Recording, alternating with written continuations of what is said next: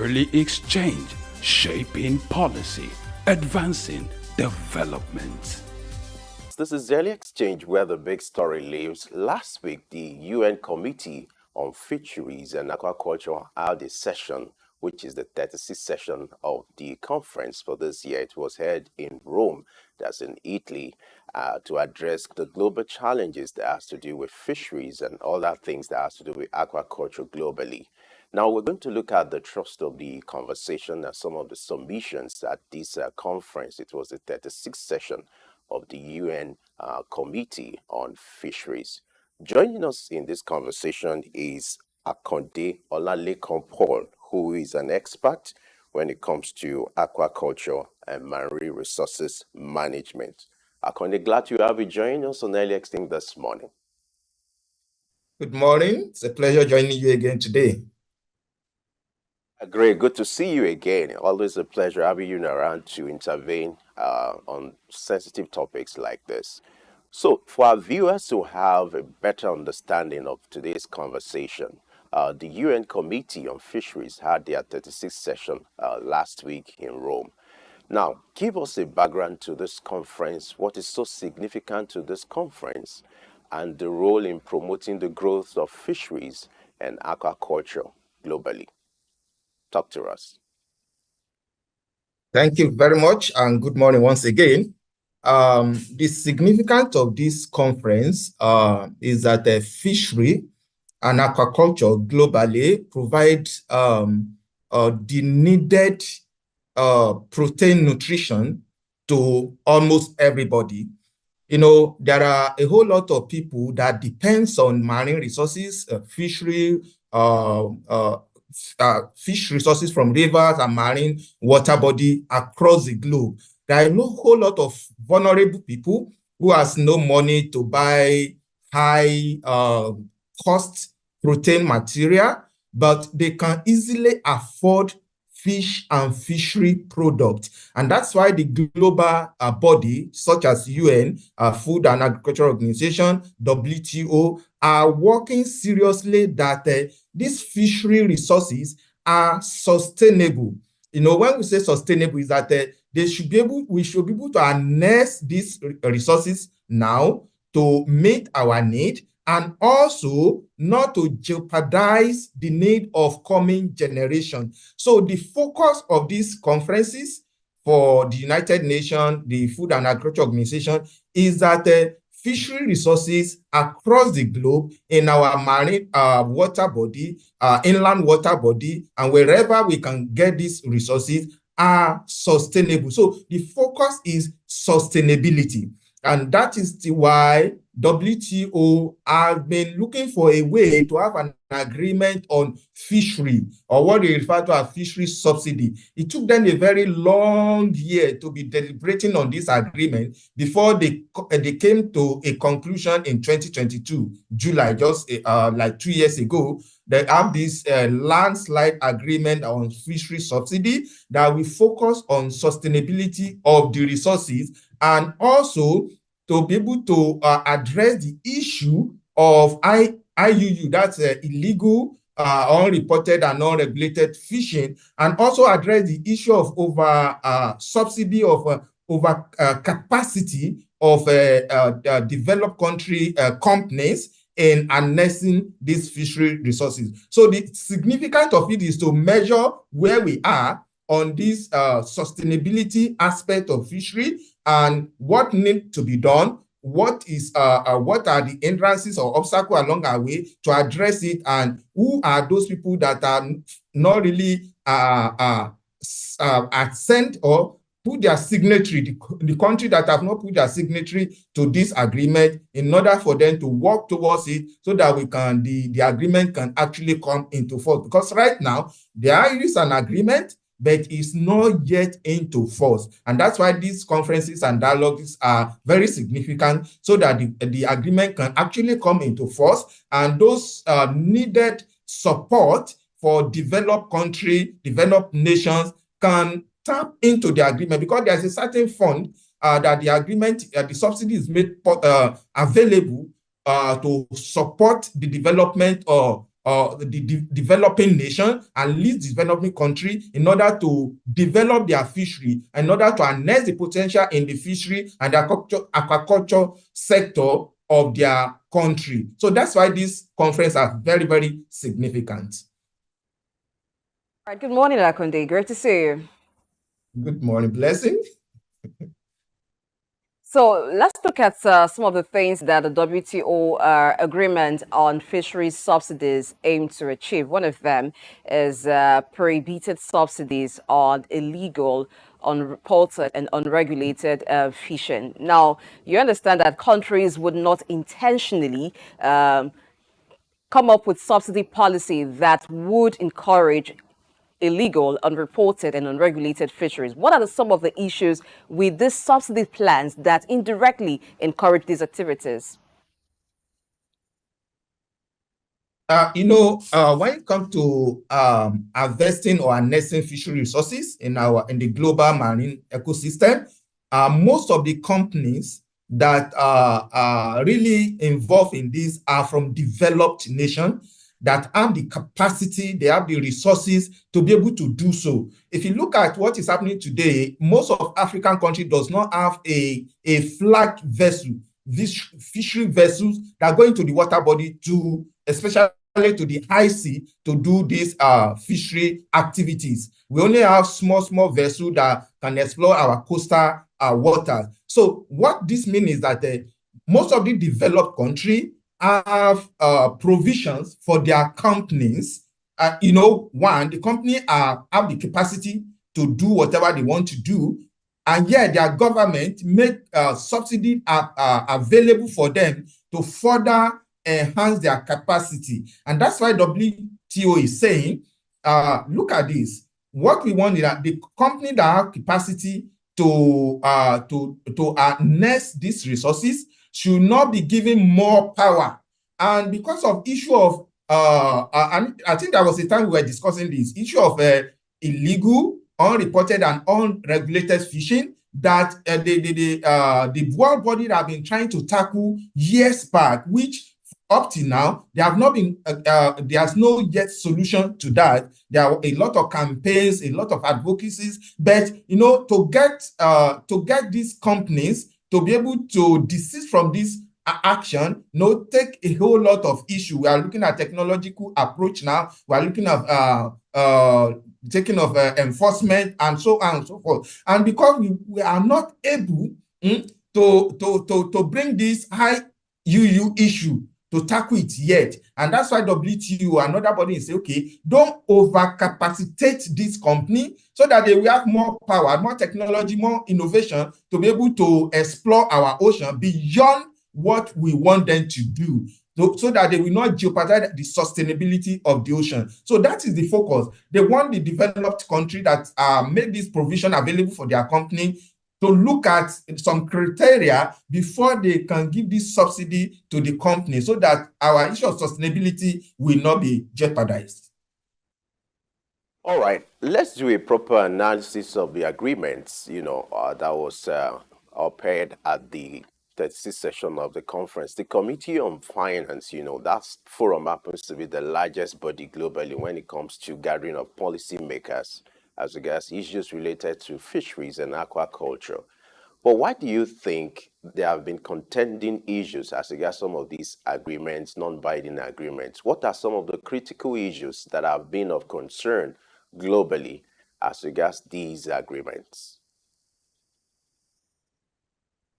Thank you very much. That if you look at their last ministerial conference that was held, they said the agreement, yes, we have an agreement, but it's not yet in, number one, it's not yet in force because it needed 2/3 of the member, which is about 110 members, to assent to the agreement. That's number one. Second is that there's what they call second wave. There's a part of the agreement that is not yet agreed upon. Negotiation is still going on. And up to this last ministerial conference, they didn't agree. The DDG, the deputy director, was saying that they came close to an agreement. Why? And this area is the main critical factor, that is looking at overcapacitating companies, which, no, it is the developed country, not even the developing country. We don't even have, for us in the developing country and less developing country, we don't have any capacity yet. But developed country, and why the issue is so critical is that this is a sector that generates so much revenue, that generates so much employment, and companies and countries that have the resources depend on this sector so much, and they are looking for a way that this agreement will not really affect the growth of this sector in their country. So this sector of fishery resources or marine resources generates so much revenue to so many countries that are harnessing the potential of blue economy, as we refer to it. So, and that's why it's so critical that a whole lot of countries are skeptical. That's the language of the chairperson from Iceland, that is chairing that second wave negotiation. He said some countries are still very skeptical. The question is, why are they skeptical? They are looking at the issue that if they agree on this, if they sign this agreement and this second phase come into force, probably it's going to affect the revenue generation, the employment generation, or the addition, what this sector is actually adding to their GDP. So that's why they are very, very skeptical. You know, it took more than over 20 years where they have been discussing this, negotiating this agreement before in 2022, they came to a conclusion that we should have an agreement, but which is not yet completed. Other one is being, they are still negotiating, which is the second phase, which is very, very even more critical. And like I said, they are so skeptical because it may affect their revenue generation. There are concerns from developing countries and some underdeveloped countries about this agreement. They tend to think that this agreement favors more the developed countries and that the agreement doesn't quite take into cognizance their own efforts towards encouraging small-scale fishing in their country. What are your thoughts about this? Do you see some of these developing countries not ratifying the agreement at the end of the day? Yeah, I'm not in total support of that saying, because if you look at the agreement very well, it actually provided fund. If you listen to the deputy director saying that the funds are already available, this fund is provided for developing and least developed country in order for them to develop their fishery sectors. And developing the fishery sector now depends on them to be able to make it more inclusive. Inclusivity in the sense that they look at the small-scale fishery, artisanal fishery, those people that harnesses the coastal resources, and those people that do offshore aquaculture, to be able to focus them and bring them together and look at them. So the point is probably, like when I was looking at it, I said, okay, even in Nigeria today, how many people in the fishery sector actually know that this agreement is into place? Is the government of the country actually educating their people that this is available? How can we tap into it? So the point is, let's sign the agreement and let the agreement come into force and see how we can tap into the fund made available for us to develop our sector. It's not left for us in the developing country to look at our sector critically, to take a value chain approach into looking at this sector to see how we can make it more inclusive and more sustainable. Now, I would like us to address the disparity that exists between developed countries and developing countries, or let's say less developed countries, in terms of capacity for fishing and aquaculture. How do you think this agreement can address the peculiarities of the developing nations and the less developed nations as regards capacity, and then the distortion that might likely come to the sector if developed nations who have what you call overcapacity is being prioritized? So how do you expect that this agreement will address this disparity that exists between these two ends? I think that is one of the major focus of the agreement is to be able to bring this into level playing ground. Now, over the years, there has been these distortions. If you look for us in Nigeria, for example, I've mentioned it before, since I've been growing up and come into this fishery sector, I've never seen a very industrial fishing vessel that is Nigeria company. When I mean Nigeria, domestic company in Nigeria. Most of them are foreign companies. Some of them may be based in Nigeria that explore our water. So these discussions have been there over the years. And that's why the United Nations body says, okay, can we try to reduce this gap between the developed country and the developing country? And that's one of the focus of the fishery subsidy agreement. Okay, let's address the issue of overcapacity of the developed nation. Don't make subsidy available for them any longer that we hamper the resources in the ocean. Then make some fund available for the developing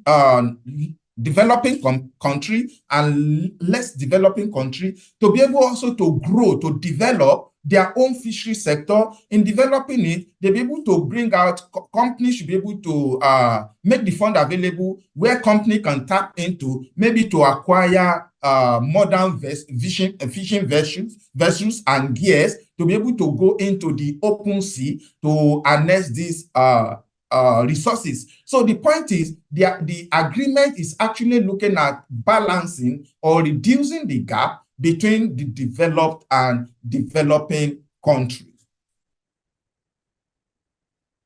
Gap.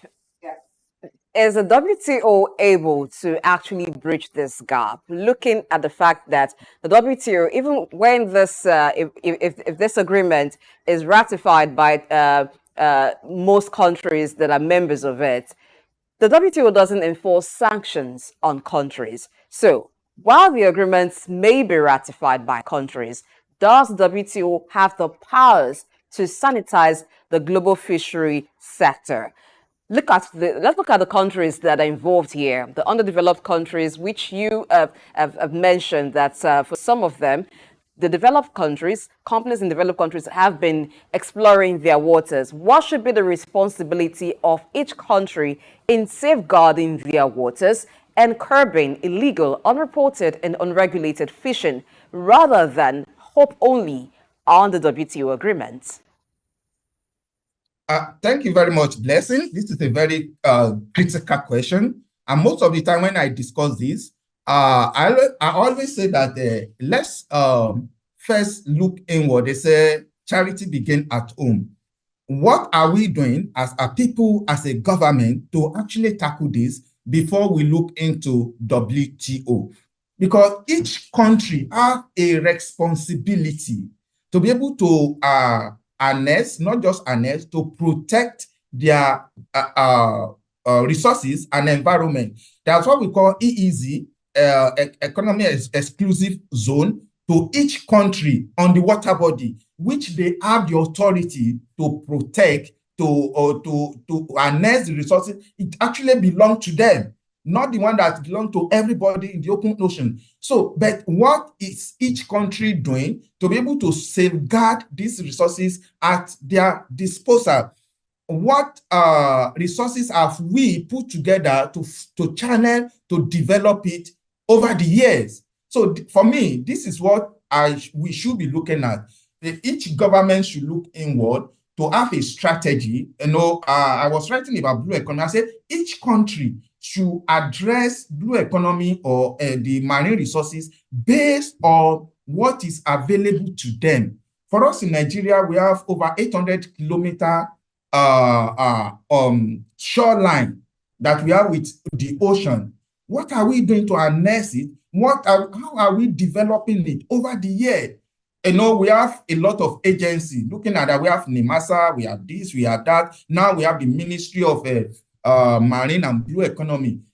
How are we actually putting resources together to develop it, to look at the community, the people whose livelihood actually depend on these resources. How do we bring them together? How do we encourage companies to be able to look into these resources and exploring it instead of us depending on foreign companies? So for me, this is area we should focus on, not even looking at external body, United Nations body, or other country. We should be able to do something ourselves. That's one adage, I think Yoruba, they say, it's a child that raises up his hand that the person that is coming will carry. If you have not made effort on your own, then whatever the WTO and other United Nations is putting together may not really really work out, or really useful, may not really be useful to us. But if we have our plan, we have our strategy, we have everything in place, we can easily tap into that fund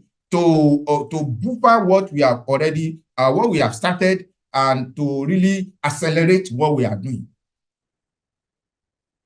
As a follow-up to your question, I mean, your statement, you talked about the issue of fund. Earlier, you advocated the need for subsidy for developing and less developed nations, for them to be able to build capacity.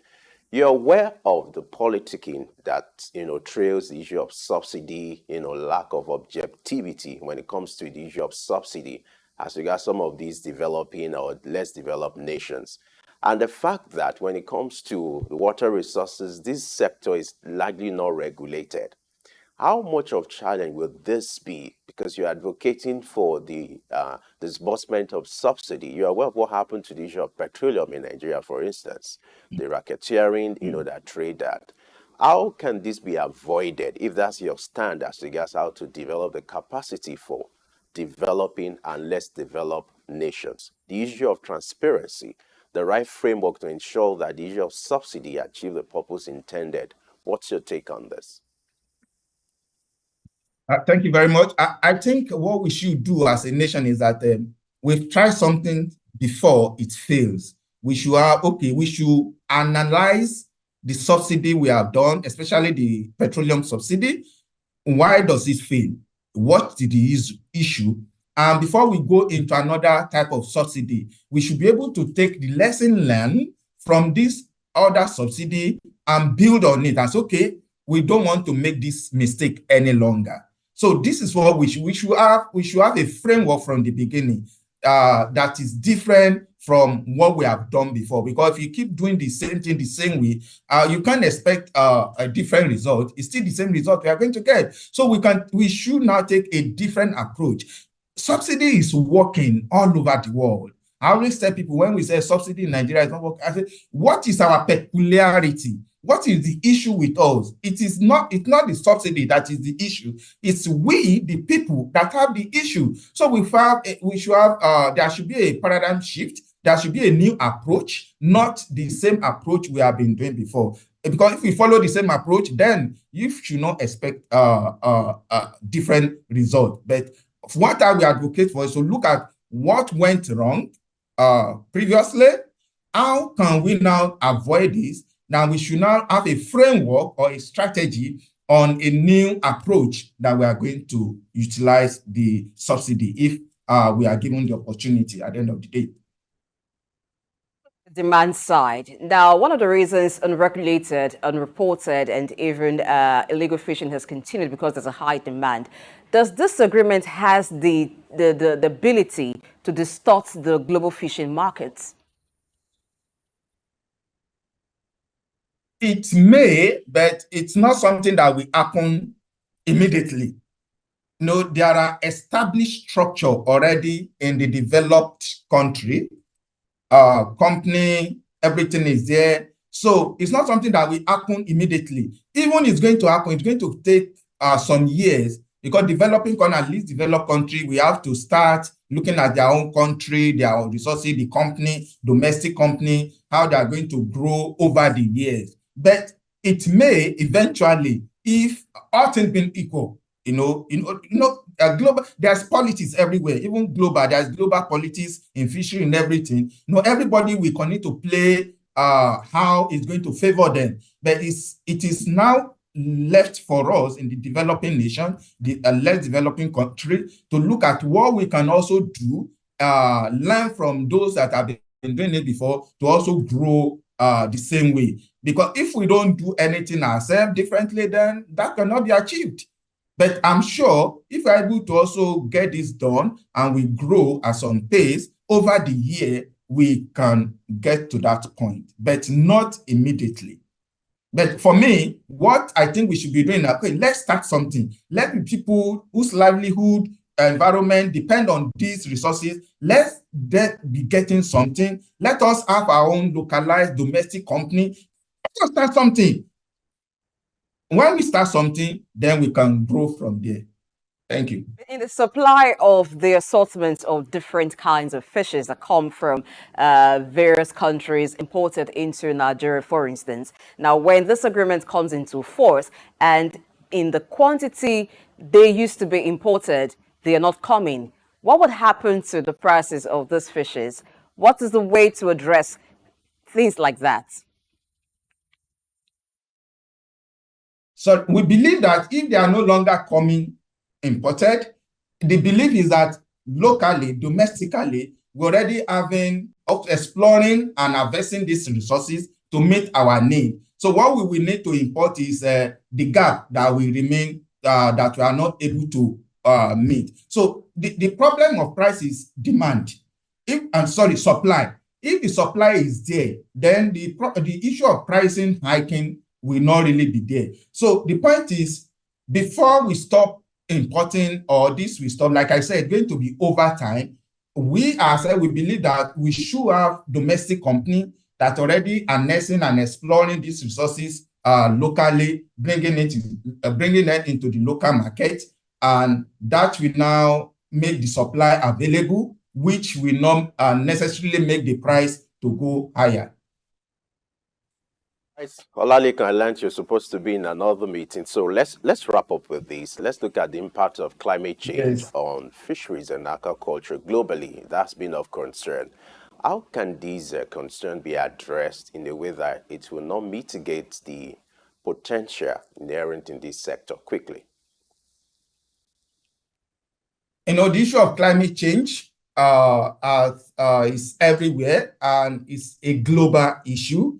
And that's why you have this, every year you have the COP that they come together to discuss what you need to do on climate change. So it's not peculiar to fishery sector alone, the entire agricultural sector, the entire manufacturing sector, real estate, and so on and so forth. So if we're able to follow the adaptation and mitigation of climate change, we can adapt. There are adaptation methods that have been put into place. There are mitigation methods for those that we cannot adapt. And one of the aim of this subsidy agreement is to look at that environmental sustainability, environmental degradation, what increase and lower of water level in the ocean to affect this biodiversity in the ocean. So if we're able to follow this mitigation and adaptation mechanism that the global body is putting into place, then we will not have issue. Right, Akande Olalekan Paul, we just have to thank you for your thought. We need to just let you go now so that you can attend to that crucial assignment. Thank you so much for your time and your commitment, and for always, creating time out of your busy schedule. We really appreciate it. It's a pleasure. Thank you so much for having me.